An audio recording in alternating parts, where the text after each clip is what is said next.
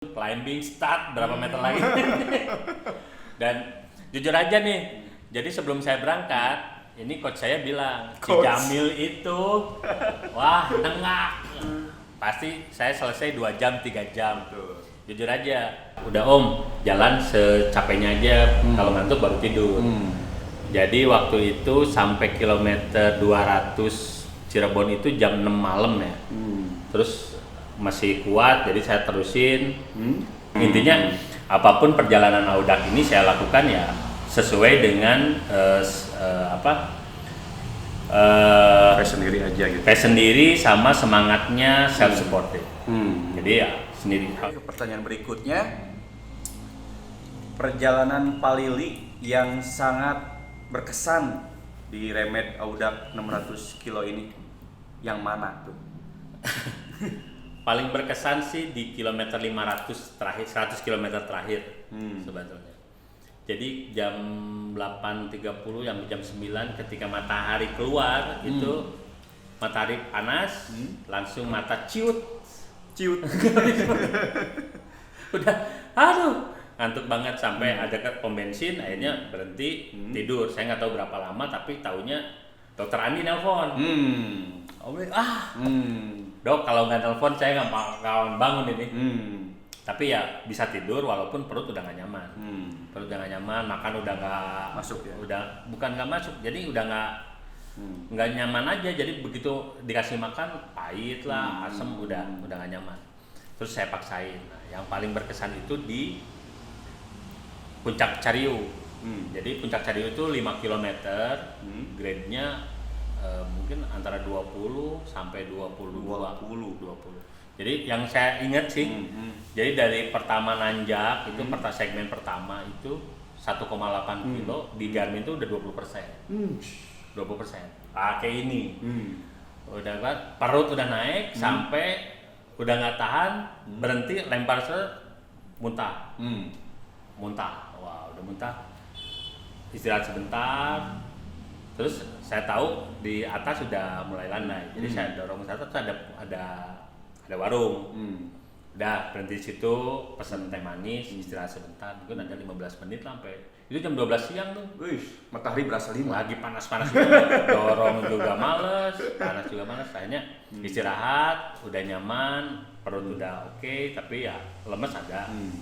Terus saya coba lagi, naik lagi mungkin ada 400 meter, berhenti, udah nggak kuat, pesen lagi Coca-Cola. Udah, takutnya kan udah nggak ada tenaga, jadi beli Coca-Cola, malah tambah mual.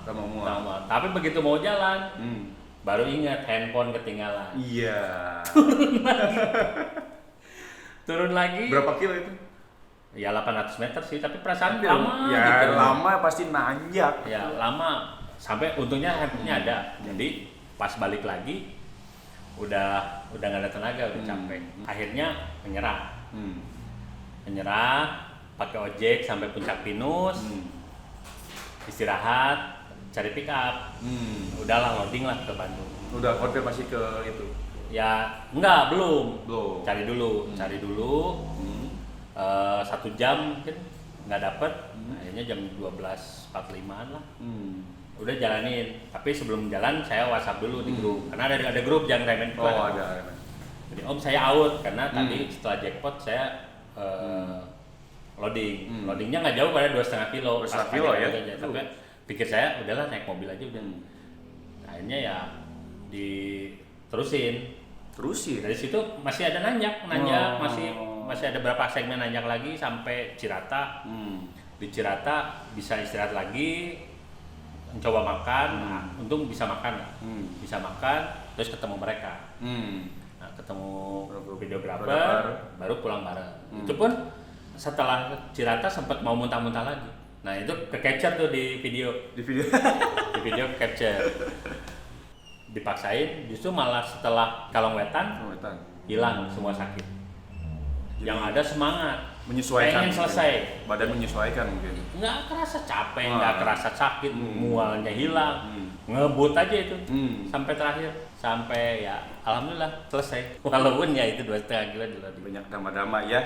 Jadi pelajaran yang didapat dari perjalanan Bapak di Audak Remed 600 kilo ini apa?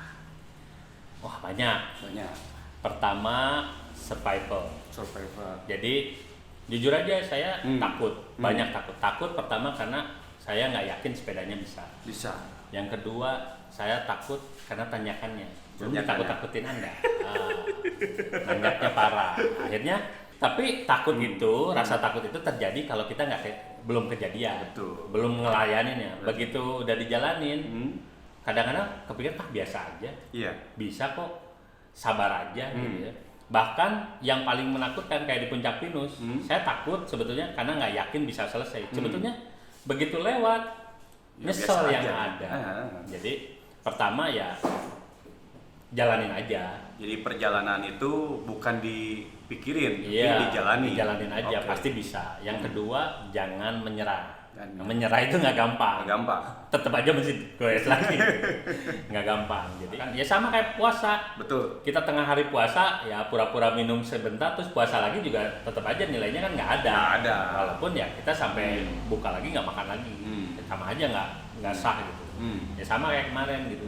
Saya coba loading, nggak ada mobil harus digoes lagi, tetap aja nilainya nggak ada. Tapi perjalanan ini ya bermanfaat juga bahwa ya godaan untuk menyerah itu memang besar. Tapi sebetulnya kalau kita fight nggak bakalan ya pelajaran sih. Jangan sampai menyerah. Sebetulnya waktu masih ada, ngapain juga gitu kan. Yang kedua pelajarannya bisa sendiri. Ini asli sendiri. Ya walaupun ada videografer tapi sebetulnya perjalanan asli sendiri aja. Apalagi di Pantura.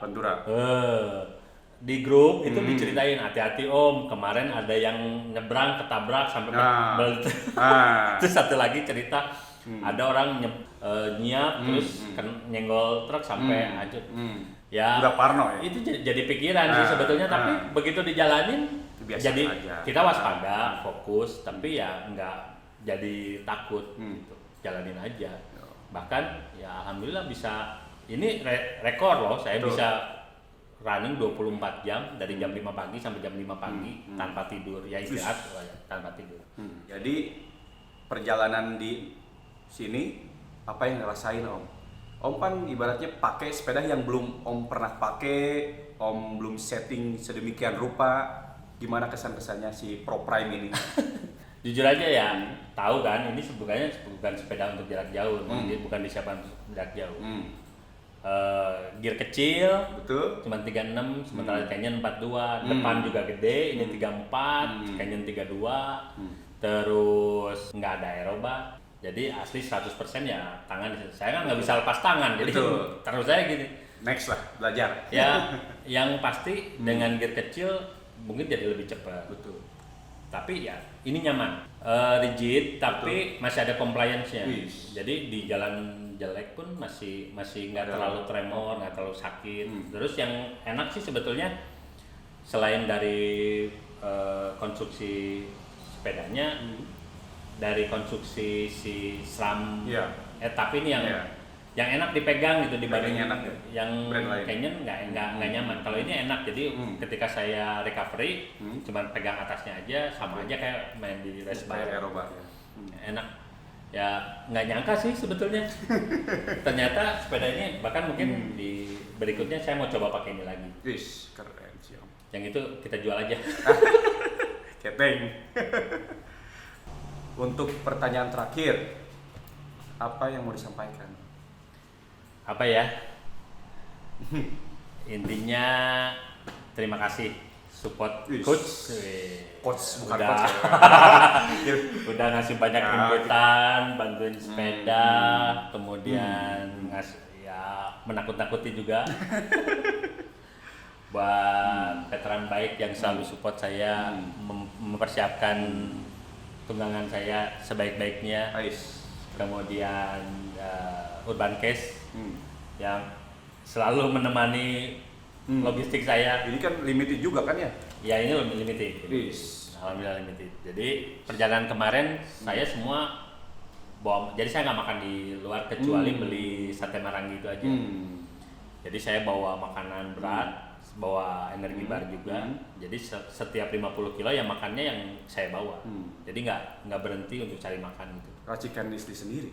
Enggak. Oh, enggak. Nggak sempat, jadi Nggak kita sempat. beli. Jadi Sip, beli sip, ada energi bar, kemudian ada sandwich juga dari teman kita Om Remy. Terima kasih Om Remy Yes. kedai kue Bandung, Hmm. Veteran Bike Store, Urban Case, Oke. kemudian istri saya, Yes. keluarga, Yes. teman-teman semua. Terima kasih supportnya. Tetap sehat. Ke depan kita akan sharing lagi tentang perjalanan saya, terutama dalam mengelola diabetes. Sip. Sampai ketemu.